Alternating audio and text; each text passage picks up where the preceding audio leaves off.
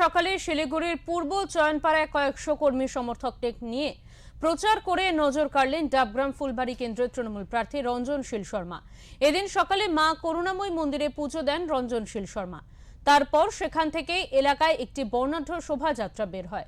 শোভাযাত্রাকে ঘিরে এলাকায় সাধারণ মানুষের উৎসাহ ছিল চোখে পড়ার মতো। পথে পথে সাধারণ মানুষের সঙ্গে কথা বলেন প্রার্থী। পাশাপাশি বেশ কয়েকজন বয়স্ক মহিলার পায়ে প্রণাম করে আশীর্বাদও নেন তিনি।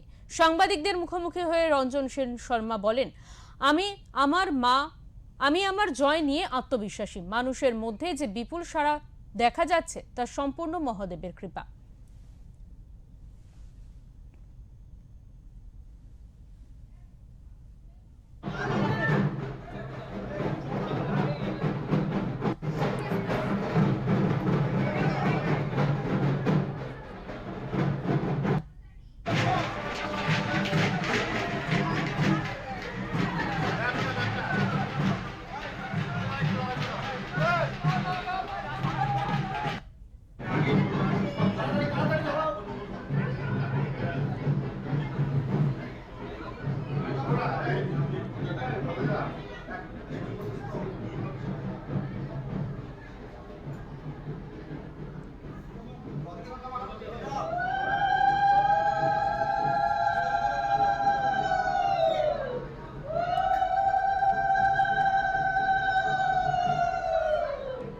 বলার কিছু নেই, আনএক্সপেক্টেড ছাড়া আমার মনে হয় সবই এই দেবাদিদেব মহাদেবের কৃপা ছাড়া এগুলো হয় না।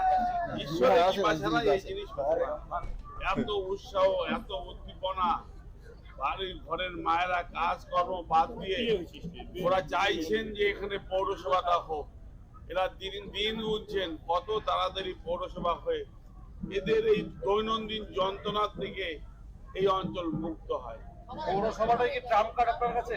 নট এ ট্রাম্প কার্ড, এটা সবচেয়ে মানুষের চাহিদাটা পূরণ করাই হলো আমার কাছে সবচেয়ে বেশি অগ্রাধিকার এবং গুরুত্ব আমার তাই।